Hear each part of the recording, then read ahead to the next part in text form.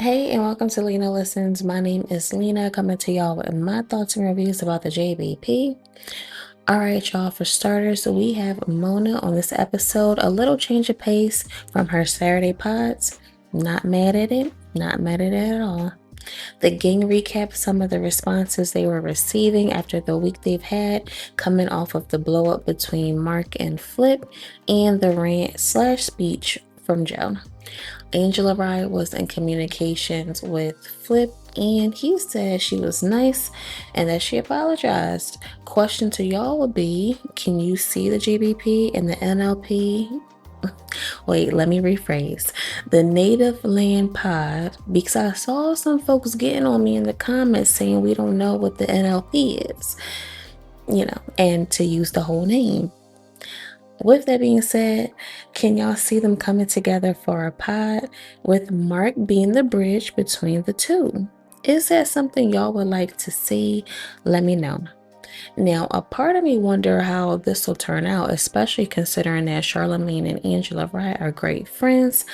Maybe that wouldn't affect anything, but it definitely crossed my mind as a Breakfast Club listener. I thought the contract talk was interesting. I remember when they said contracts were no longer being discussed up there, but this conversation was a bit different. Flip was explaining his experience because at one point he was a new person, who freshly shook things up.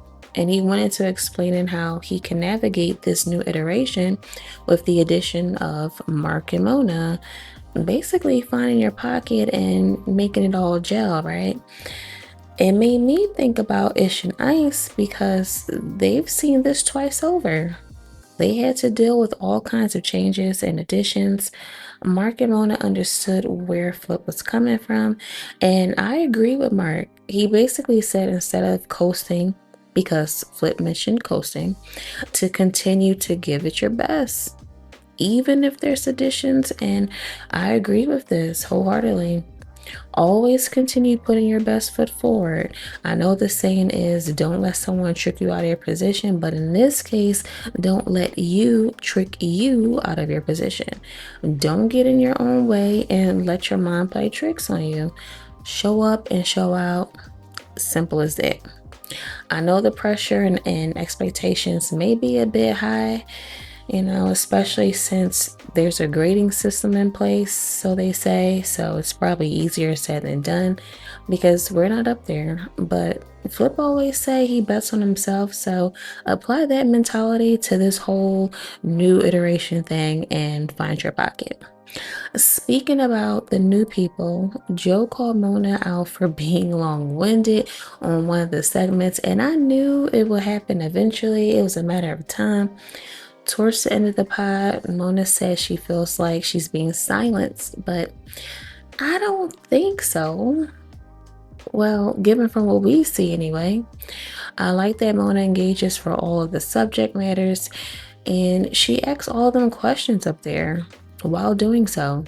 She even asks them individually. Like she'll ask every last person up there an individual question. I like that. She got takes.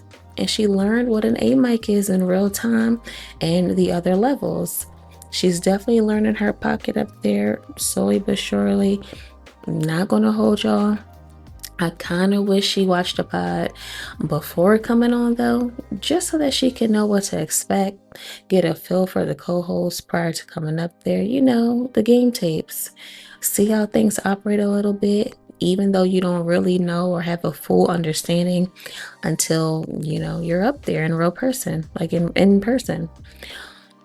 All in all, this was a good pod. I do have a few quick hits for y'all. The first one is, I know this is going to sound crazy, but the first one is, I wonder what Parks be thinking when they be going in on white folks. Now, granted, what they be saying, don't be wrong. But I just wonder, because they was going in on this episode, but he probably don't care too much, especially if there's truth behind it, and because he doesn't subscribe to none of those behaviors, so he probably don't care too much. Second quick hit, Tyler fans, gather right here. The gang touched on the controversy to the creators and due to his old tweets, and folks unsuccessfully trying to cancel him. Anyone who's a day one Tyler fan isn't surprised by any of this. And me personally, I'm a huge Tyler fan. He's been on record for years saying that he was a kid when he was on the internet cutting up and that he's changed since then, etc. And that he doesn't want people to see him in that light anymore. Hence the music shift from Cherry Bomb to Flower Boy. If you know, you know. A lot of people got hip to Tyler when he dropped Flower Boy, but by then he already had a name to most of us anyway. Folks aren't about to cancel Tyler at all. Like I don't think he care about this. He want people to leave him alone anyway. And while we're at it, I know folks don't really care for guests on the pod, but he is someone who I think would be a phenomenal guest. Like seriously. As always, feel free to drop your key takeaways and thoughts in the comments. Don't forget to like, comment, and subscribe if you're feeling the content. And I see my ladies are starting to find me. My female percentage is rising. Hey, y'all, and welcome. Until next time, y'all. Bye.